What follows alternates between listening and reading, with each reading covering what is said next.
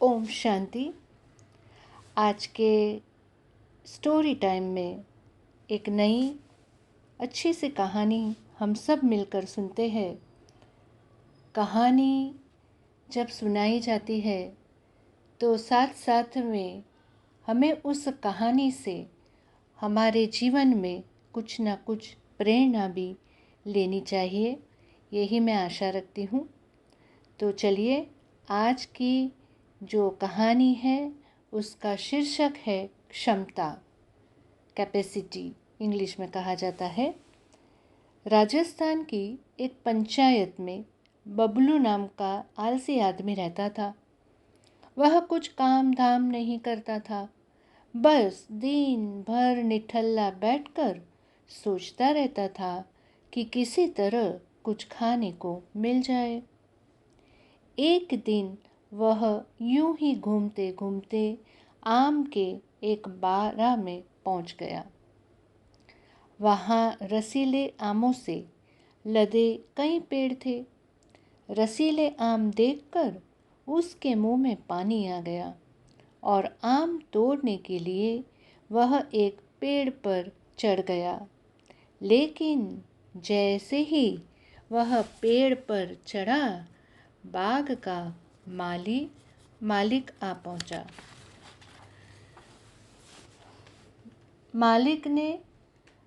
मालिक को देखकर बबलू डर गया और जैसे तैसे पेड़ से उतरकर वहां से भाग गया। भागते भागते वह गांव के बाहर स्थित जंगल में जा पहुंचा। वह बुरी तरह से थक गया था, इसलिए एक पेड़ के नीचे बैठकर सुस्ताने लगा। तभी उसकी नज़र एक लोमड़ी पर पड़ी। उस लोमड़ी की एक टांग टूटी हुई थी और वह लंगड़ा कर चल रही थी।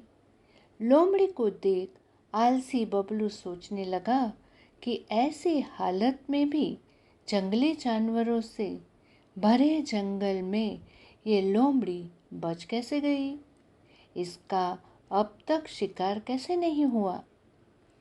जिज्ञासावश वह एक पेड़ पर चढ़ गया और वहां बैठकर देखने लगा कि अब इस लोमड़ी के साथ आगे क्या होगा।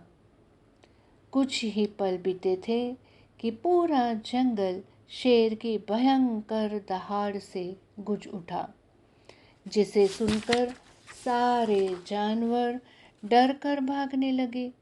लेकिन लोमड़ी अपनी टांग के साथ भाग नहीं सकती थी, वह वहीं खड़ी रही। शेर लोमड़ी के पास आने लगा। आलसी बबलू ने सोचा कि अब शेर लोमड़ी को मारकर खा जाएगा, लेकिन आगे जो हुआ वह कुछ अजीब था। शेर लोमड़ी के पास पहुंचकर खड़ा हो गया। उसके मुंह से मांस का एक टुकड़ा था, जिसे उसने लोमड़ी के सामने गिरा दिया। लोमड़ी इत्मीनान से मांस के उस टुकड़े को खाने लगी। थोड़ी देर बाद शेर वहां से चला गया। यह घटना देखकर आलसी बबलू सोचने लगा कि भगवान सच में सर्वस्व है, जहाँ तहाँ है। उसने इस धरती के समस्त प्राणियों के लिए, चाहे वह जानवर हो या इंसान, खाने पीने का प्रबंध कर रखा है। वह अपने घर लौट गया। घर आकर वह 2-3 दिन तक बिस्तर पर लेटकर प्रतीक्षा करने लगा कि जैसे भगवान ने शेर के द्वारा लोमड़ी के लिए भोजन भिजवाया था, वैसे वह उसके लिए भी कोई ना कोई खाने पीने का सामान ले आएगा। लेकिन ऐसा कुछ हुआ नहीं। भूख से उसकी हालत बहुत खराब होने लगी। आखिरकार उसे घर से बाहर निकलना ही पड़ा।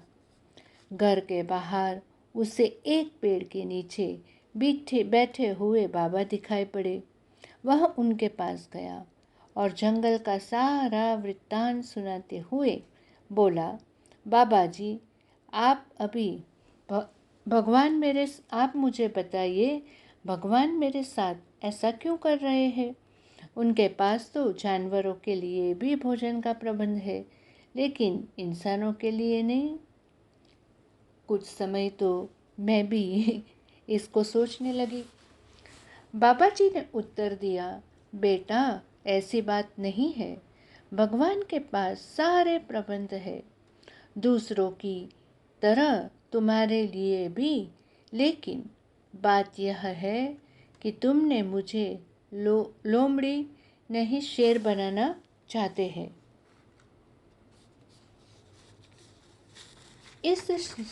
इस स्टोरी से हम क्या शिक्षा अपने जीवन में ले सकते हैं? चलिए थोड़ा इसके ऊपर भी हम चिंतन करते हैं। हम सब के अंदर भीतर में क्षमताओं का असीम भंडार है।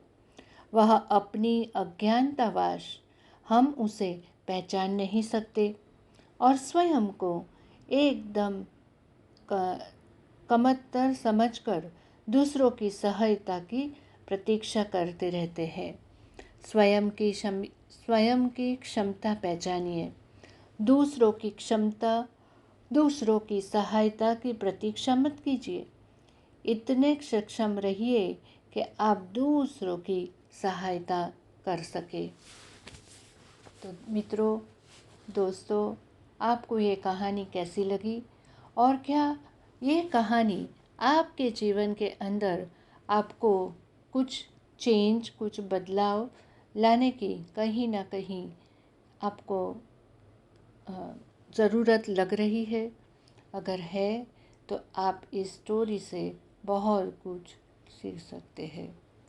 ओम शांति, ओम शांति, ओम शांति।